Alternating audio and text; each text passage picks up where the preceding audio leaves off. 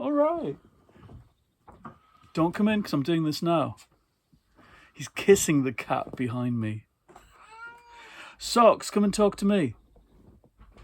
Oh, come on. Come on. Over here. Jump. Come on. Oh. Hello, everyone. I'm back and I've got a pile of books to talk through and I've got a reading update as well. And Socks is going to help, aren't you? Things are falling on me. Come on, Socks. Okay, let's do the book haul first. I got a parcel which I've opened already. I know you meant to do it on camera. Those are the rules, but I don't do the things by the rules. These are from my friend Kit, Stephen Carver, Dr. Stephen Carver in Norwich, who I used to work with a long time ago at UEA, who's a gothic specialist. And at the moment, come on, he's the brains behind the Wadsworth editions of the Gothic classics. Look at these. He sent me a set of these that he's edited and written the intros for. They've got the most beautiful covers. That's Edith Nesbit and Her Mysterious Tales. Man-Size in Marble and Other Grim Tales. And Between Two Worlds, The Weird Tales of Arthur Machen, which I think is everything in one book. These were really expensive to buy previously, so I'm really pleased to have this all in one book. And this is someone who I've been told I should read and that I would like again and again over the years. And I think I have read some in anthologies, but I've never read a whole book by Machen. I trust I'm pronouncing that right. Socks, come on. I think one of these anyways is signed by the editor, which is nice. And The Wendigo and Other Weird Tales. They're fantastic covers, aren't they? Algernon Blackwood. And they're big whockers, these books. They're like everything by each of these classic writers. Nice to have these before spooky season arrives as well. It makes me want to buy the whole of the rest of the set. Although I think the rest of the set, I think anyway, I've got various editions, of course, of M.R. James and I was going to say P.G. Wodehouse, but that's not right. E.F. Benson. I'd love to know what kind of spooky stories Wodehouse would have written. So they're fantastic, and you must go and look up the Wordsworth supernatural or spooky classics. They're weird tales. What else have I had coming through the door? Kate DiCamillo, who I've become a bit obsessed with. I think I read 3 books in a row. This is one of her most recent. It's part of a trilogy called the Narendi Tales. It's the Puppets of Spellhorst. Come on, stop shouting. And I read about this in a magazine, an interview with her. Trapped in a trunk are 5 puppets, a king, a wolf, a girl, a boy and an owl. They bicker and boast and console one another in the dark. They each dream of their own freedom and flight, purpose and glory. Then fate leads them to a mantelpiece in a blue room in the home of 2 little girls. It's here that they discover their true destiny. It's here that they learn that together they form a bigger story. I really like stories about animals, but also toys that come to life and puppets. It's a big thread through my favourite reading, thinking about it.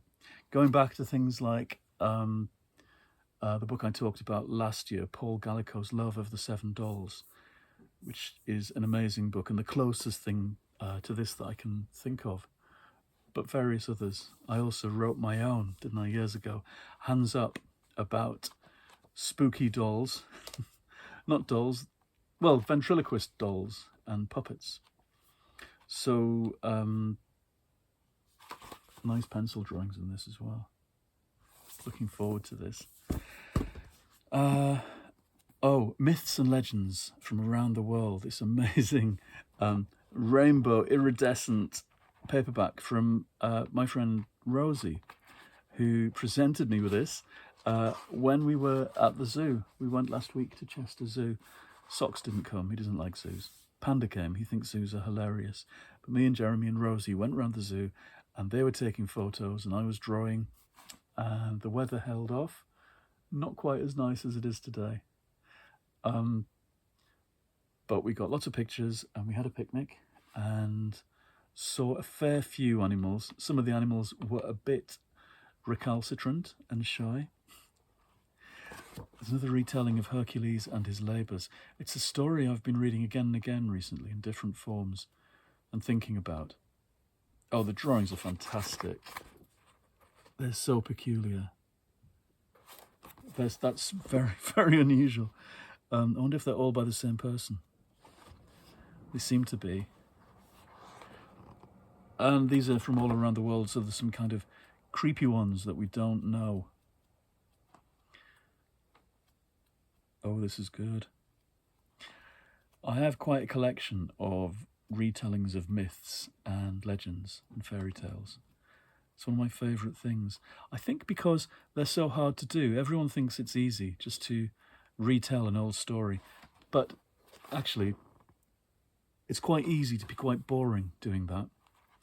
I started to read the Stephen Fry retelling of the Greek myths, the first one, and I know people, quite sensible people, who swear by those books, but I fell asleep.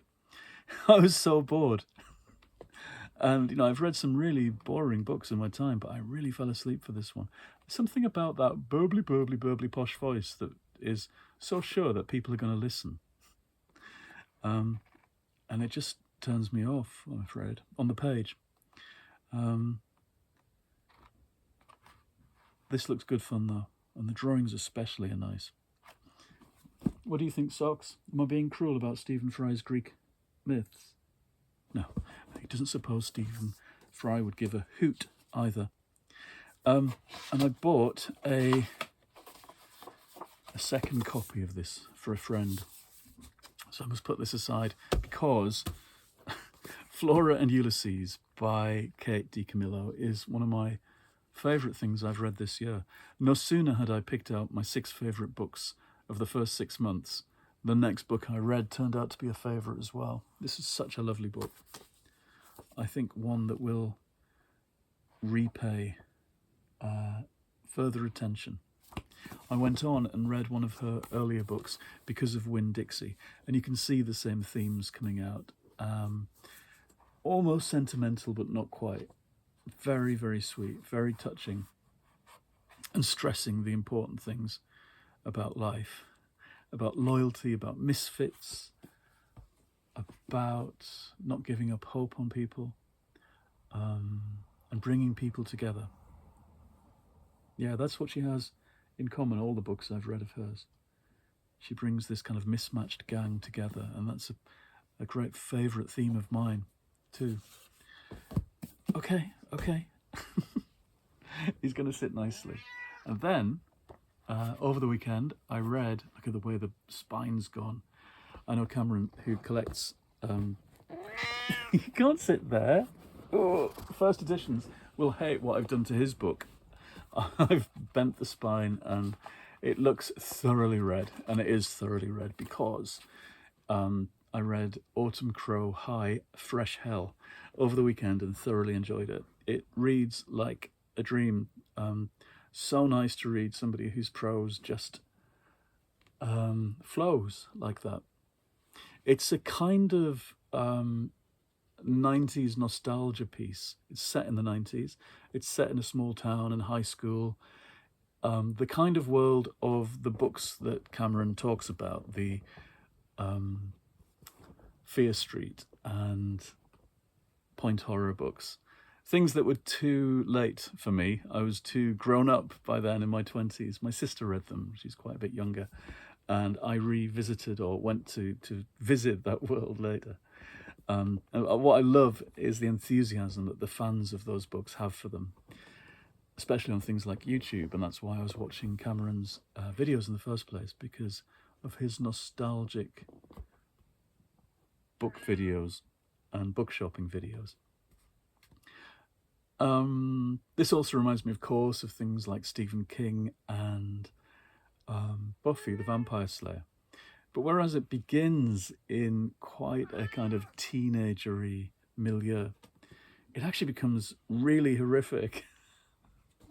It's properly horrific. It reminds me a bit of when first reading Grady Hendrix, and it seemed like what he was doing was a pastiche on the books that he loved, the kind of cheesy 80s horror novels that he talks about in Paperbacks from Hell.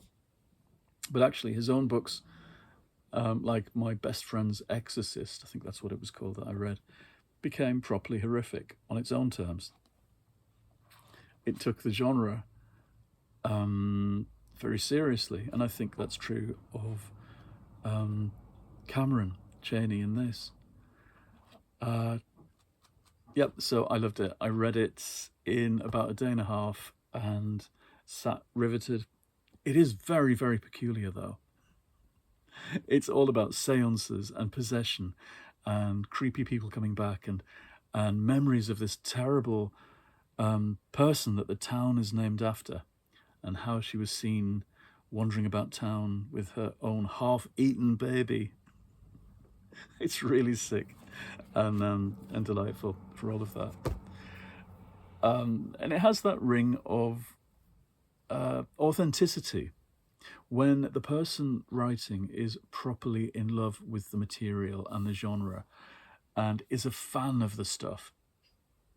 And I think you can tell when that's true, and you can tell when the person writing it isn't a fan of what they're doing, is just doing it.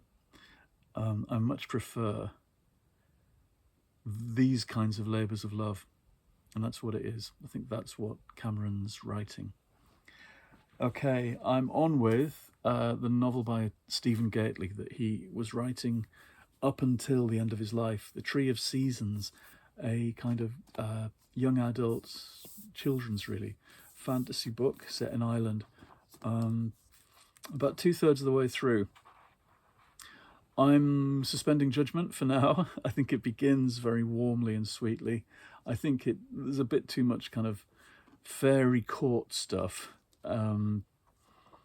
It's very much about that moment in The Lion, the Witch and the Wardrobe, where the children are given presents from Aslan to see them through the battles to come, and you get the kind of confrontation between the two armies, Aslan's people versus the White Witch. And there's a kind of White Witch character in this, their great auntie who lives in a big house in the woods. She's had an electric shock and it's turned her funny, and she's become this kind of witch queen from a different dimension. I was expecting more, I think, from that kind of characterization, a bit more vividness, a bit more outrageousness, like C.S. Lewis gives us in Narnia, but that's a tall order. It's somebody's first book, and of course the poor fella's not here anymore, and I'm sure he would have gone on to spread his wings a bit more, perhaps, when he was at home in this world on the page. So it's very much like that point where the kids are given their weapons and their unguents that can cure any ailment. Lucy gets given that, doesn't she, in a stoppered bottle, and there's a bow and arrow or a knife or something. And the whole novel kind of focuses on that particular moment and sees the children in this story equipped to fight against the villains and monsters in the world of seasons that's conjured up here. So we'll see how it goes. I'm still thinking about it and still reading. After that, I think, I'll return to the July book bag and see what's next. I'm being distracted by all kinds of things at the same time, which I must watch out for. It's good to be distracted, but not too far from the ongoing project. I'm covered in scratches, by the way, from Socks, who keeps waking me in the night, clinging on to me. and scratching me, don't you, to keep me awake? Hmm? Can you hear him purring? He's sitting on this pile of books. Okay, I think that's everything I wanted to cover today. It feels like a few days since I last did a catch-up. But there's, yeah, there was a few things to catch up on. I'll let you know how I get on through this week. I want it to be a quieter week, but I'm not sure it's going to be. What do you think, Socks? Okay, goodbye everyone. Take care. I'll see you soon.